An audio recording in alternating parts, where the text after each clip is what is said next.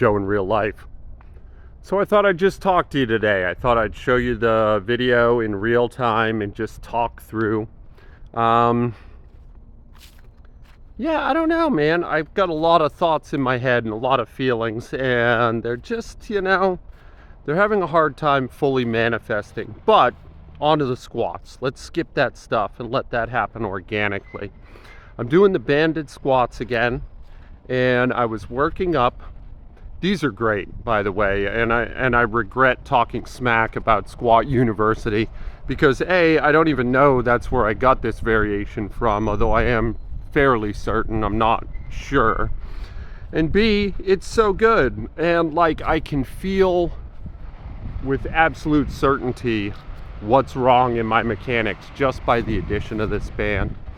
It's in the right hip, over around near where the glute med and the glute kind of meet, that insertion up there for the flank hamstring. I forget its name, but I almost certainly tore it years ago, which is exactly what happened. It happened during a yoga workshop where I was practicing Parivrtta Trikonasana, a variation, just sort of a revolved triangle posture.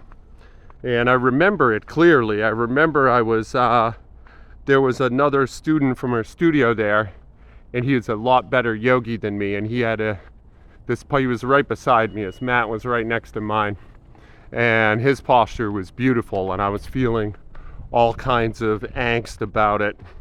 And so I gave the old hip hamstring complex a little extra oomph in my rotation. And I can remember the feeling and the sound, like it wasn't loud. That's the thing. It was this soft little whoop, and I was like, "Oh, that's gonna cost me." And sure enough, it did. I stumbled and struggled with that for the next 6 months, still practicing, still doing my business, and I'm fairly certain, at least, that's where this major asymmetry, outside of my hip dysplasia, of course, is coming from. And in fact, the hip dysplasia was almost certainly why I was struggling to get into that posture in the first place. And rather than respect it and go with my body, a thing I've never been very good at, I decided to use a little oomph, a little elbow grease, and get into the position, and then promptly paid for it. So I'm pretty sure that that's the injury, because that feeling that day and where I feel this band is exactly the same place. Like exactly. Like it's a dime's diameter.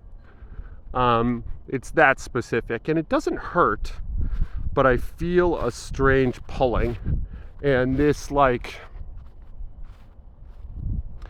almost supernatural force inside of me that just takes motor control over of my right knee and tries to pull it in. The band forces me to keep that out, because if I allowed that force to take true agency over my knee, then I would crumble under even just the bar with the band there. So God, I wish I could describe what it feels like, because it's not pain. In fact, it's not even unpleasant exactly. Like can a thing feel interesting? Is that a way to describe a dysfunction? Like it's interesting. It's weird that like I know I should be able to move a thing and then can't move it. But that's not even the whole picture. That's only part of it. Like, not only can I not move it under my control, but it then moves under its own control, completely opposite to my will. And like I can feel the moment inside of me where that overrides, where this sort of nameless specter takes command of my right hip And it makes it do what it wants to and not what I'm telling it to. Now, these reps you're seeing, real time again, and I'm lowering pretty slow, and I'm trying to kind of isolate that moment. And it's strange because as the weights get heavier, at least to a point, I have more control and it has less. But then at about 170 pounds, the opposite starts happening again. So what I'm imagining is that, like, in the middle of my strength curve, about 40 to 60% of my 1 rep max, that's where I have the most autonomy. And then weirdly at the bottom and the top, I have the least. I'm not sure that makes sense exactly, or if it makes sense, it doesn't make sense to me. But I am enjoying this. The knees over toes, that's what I did today before this. I pulled my sled, I did my knees over toes, and now I'm just kind of working these positions and feeling that pressure kind of a third of the way up my tibias, forcing me to press my knees out, forcing me to get in ideal foot position. And I'm telling you, man, this band's gonna stay. Like, at least my warm-up sets, I'm using the band from now on. Because I need to, like, put the right information in that motor pattern before I do anything else. And today, in fact, I did that. I got up and down with 185. That's not cause for celebration, but it's the first time I've touched my daily minimum in a couple of weeks, and it felt good. I like the ankle's still being a bit of a bitch, but it definitely felt better. Honestly, I'm clear for work. I am. I'm not going to yet. I'm gonna wait to New Year's, like a proper New Year's resolution dork, and then I'm gonna launch a proper program. It's a program that I'm writing. I'm still gonna squat every day, but I'm gonna run a 4-day program. So like a bench day, a squat day, a deadlift day, and an overhead press day. And then in the other 3 days, I'm gonna do fun lifts. And my plan, although I hesitate to even say this out loud, but my plan on the 3 days off is to do fun lifts. Things like the 2 hands anyhow, Turkish get-ups. I had another one. Oh, I really want to do a bent press. I don't know why my body won't do a bent press, but for some reason I've got this thing in my head that, like, it would be cool if I could do the bent press. So that's where I'm going to end up going. And like any New Year's resolution, probably I'm doomed to fail.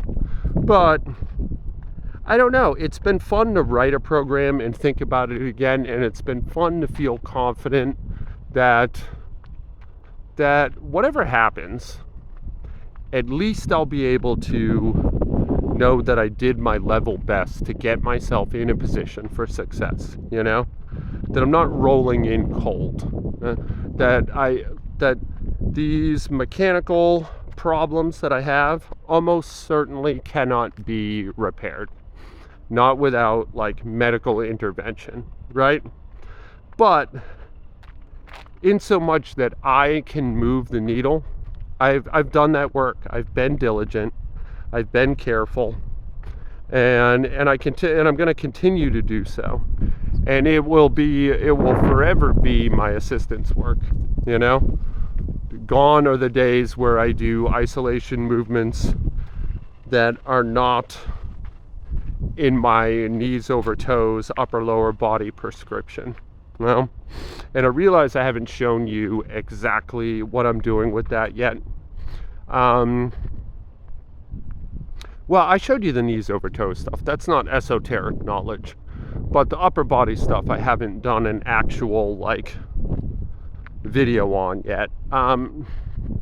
I don't know, mostly because I just don't think it's very interesting. But maybe it would be. Maybe I should just do that.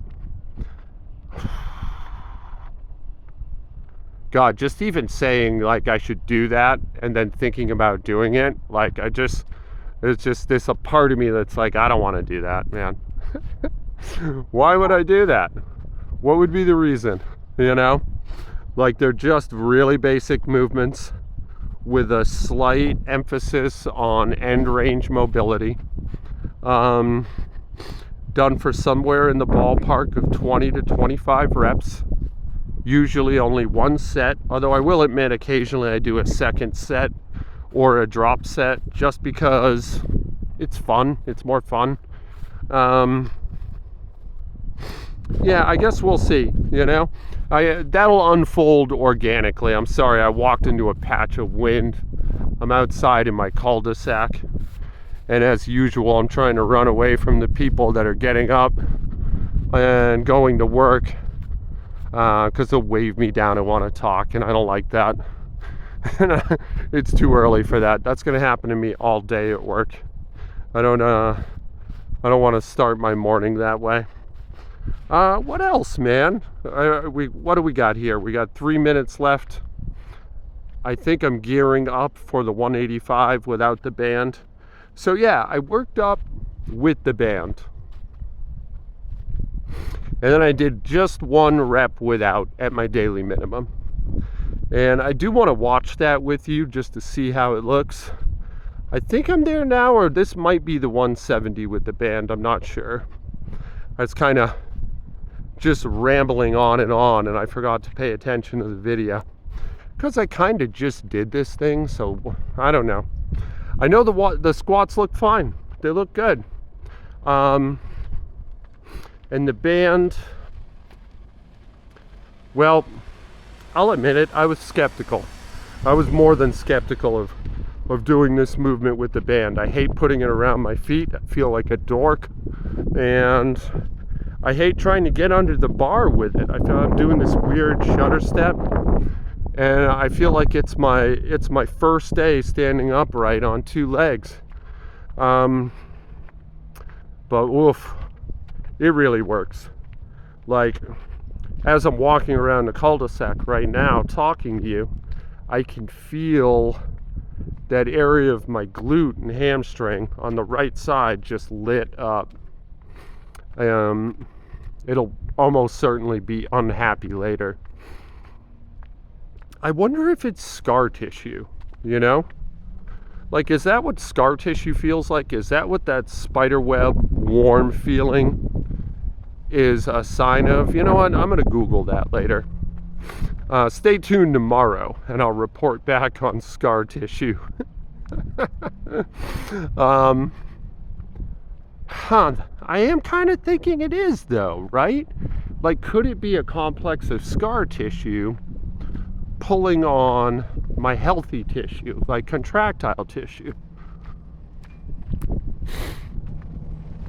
It could be.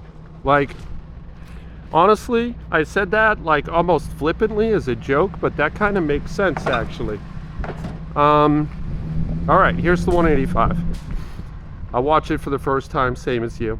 This is Joe in real life. I love you guys. This was a rambling video, and I apologize, but be good to each other today, okay? As usual, I'm going to try hard to do the same. Let's see how I'm doing. Let's check this out.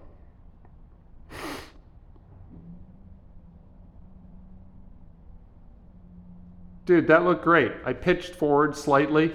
I forgive myself because I was kind of focusing on my hip and I didn't keep my integrity great. But that seemed totally fine. All right. All right, I'll talk to you guys tomorrow. Thanks for indulging me.